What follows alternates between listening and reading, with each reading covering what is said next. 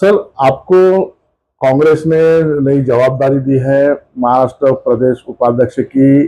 किस तरह की अभी रणनीति रहेगी और किस तरह के कार्यकर्ताओं का जो पदाधिकारी वगैरह हैं उनको आप अपनी रणनीति दिखाएं? देखिए, अभी तो रिस्पॉन्सिबिलिटी दी है उपाध्यक्ष पद की। इसके बाद में जब उपाध्यक्ष पद की जिम्मेदारी दी है, उसके बाद में पूना में खड़कवासला में एक पूरे पदाधिकारियों की एक मीटिंग हुई। एक प्रशिक्षण शिविर आयोजित किया गया प्रदेशाध्यक्ष ने, जिसके तहत सभी जितने पदाधिकारी एक दूसरे से उनका इंट्रोडक्शन हुआ, एक दूसरे से पहचान हुई और ट्रेनिंग प्रोग्राम था। वो एक प्रकार का लोगों का कम्युनिकेशन स्किल और सबसे मेल मुलाकात, ऐसा एक प्रोग्राम हुआ। अभी फिलहाल जवाबदारी दी नहीं गई है, कुछ भी कहाँ की कौन सी जवाबदारी देने वाले हैं ऐसा मुझे पता चला है कि हर उपाध्यक्ष जो उपाध्यक्ष बने हैं उनको एक पूरा जिला समन्वय करके दिया जाएगा, कोऑर्डिनेटर करके दिया जाएगा। सर, ये बताइए कि अभी हाल ही में राहुल गांधी ने चुनाव आयोग के खिलाफ आंदोलन किया था। चुनाव चोरी का आरोप मोदी सरकार पे लगाया है, क्या कहेंगे? देखिए, जो राहुल जी ने आरोप लगाया है, इसमें देश में सभी लोगों को जिस तरह से उन्होंने आरोप लगाया, उन्होंने प्रूफ के साथ आरोप लगाया हुआ है। और प्रूफ के साथ लगाने के बाद जो प्रतिशत आज जो लोगों को पता चल रहा है कि हमारे वोटों की कोई कीमत ही नहीं, क्योंकि एक एक घर में अगर 70 वोट मिलते हैं, एक बाप को अगर 50-60 बच्चे दिखा रहे हैं एक ही घर में, तो ये कैसा होगा? इलेक्शन कमीशन की जिम्मेदारी बनती है। इलेक्शन कमीशन एफिडेविट मांगता है। अब वो क्या वो एफिडेविट देंगे? जिस तरह से उसी बेस पर राहुल जी ने जो बिहार में जो यात्रा निकाली है, आप देख सकते हैं कि बिहार की जनता ने किस तरह से प्यार और प्रेम दिया हुआ है। ये लोगों के समझ में आ रहा है। ठीक है, मीडिया दिखा नहीं रही है, लेकिन सोशल मीडिया पे आजकल जितने लोग जागरूक है, सोशल मीडिया पे जागरूक है। आजकल हम टीवी ऑन करते हैं, देखते हैं, पता चलता है कि टीवी पे सिर्फ एक ही चीज दिखती है, मोदी मोदी। लेकिन अब लोगों को समझ में आ गया है कि मोदी जो जिस तरह से इस गद्दी पर बैठे हैं, जिस तरह से उन्होंने प्राइम मिनिस्टर की पोस्ट हासिल की है, वो चोरी करके हासिल की हुई, फोटो की चोरी करके हासिल की है। राहुल जी ने कह दिया है और ये प्रूफ है। और अभी तो सिर्फ एक डिस्ट्रिक्ट का हुआ है, अभी पूरे हिंदुस्तान का चालू है और पूरी रिपोर्ट बहुत जल्द से जल्द सबके सामने आ जाएगी, जनता के सामने आएगी। और जनता को भी विश्वास हो रहा है जो राहुल जी ने जो प्रश्न उठाया हुआ है वोट चोरी का, वो सही है।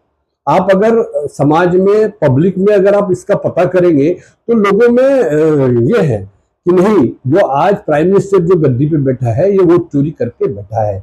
आपने देखा होगा उनकी कॉन्स्टिट्यूंसी वाराणसी में 7 राउंड तक पीछे थे, बाद में एकाएक कैसे क्या उनकी वोटों की गिनती बढ़ गई। इस पे से आप अंदाजा लगा सकते हैं कि इन्होंने किस तरह से बेईमानी से सरकार बनाई है।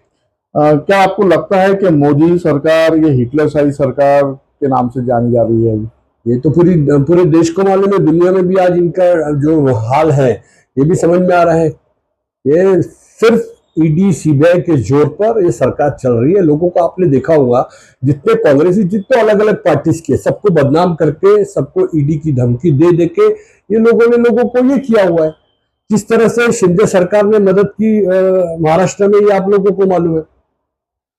तो ये सब चल रहा है, आप देख रहे देश में क्या चल रहा है।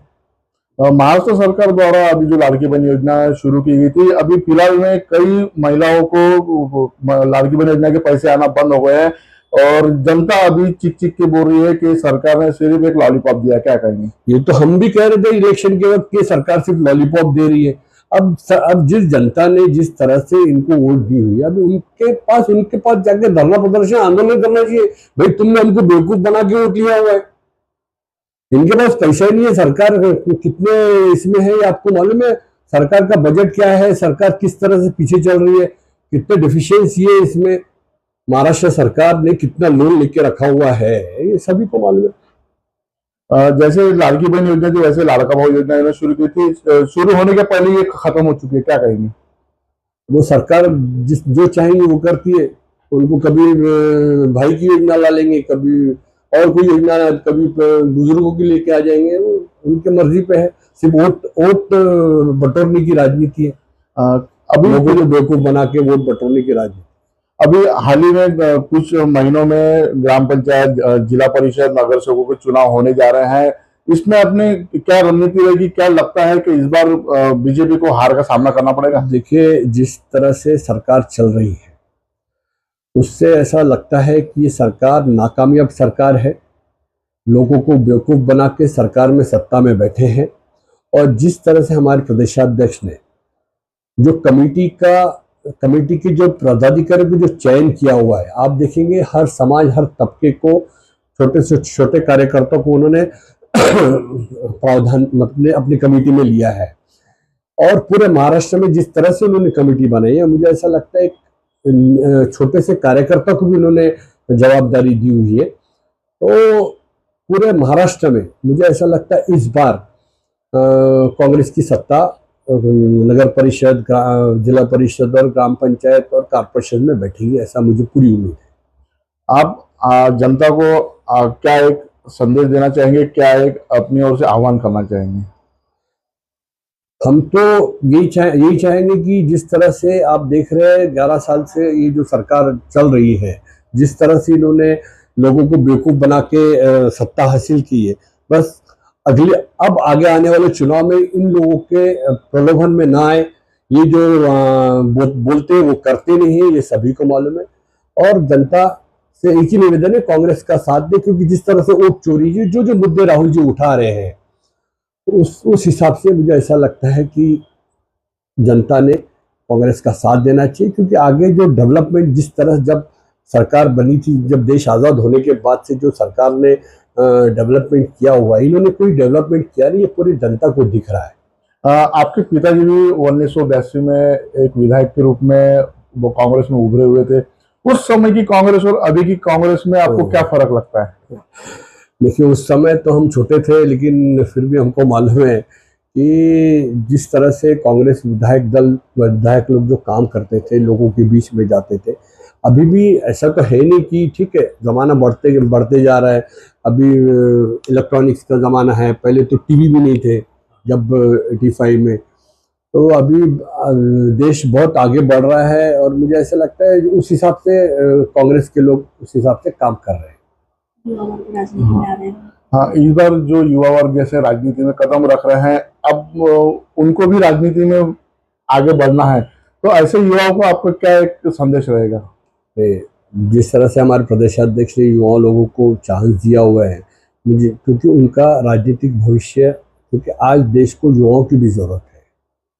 आज आप देख रहे हैं, क्योंकि जिस तरह से युवा लोग बहक रहे हैं, जिस तरह से ये लोग अपने इसमें बहका रहे हैं, वो अभी इन लोगों को सही रास्ता दिखाने के लिए नई पीढ़ी ने आगे आना चाहिए। क्योंकि देश खत्म हो जाएगा अगर ऐसी इनकी हिटलरशाही चलते रही, तो देश खत्म हो जाएगा। इसलिए युवाओं को आगे बढ़कर हिस्सा लेना चाहिए देश को बचाने के लिए। आने वाली महंगाई के ऊपर में आपका क्या राय है?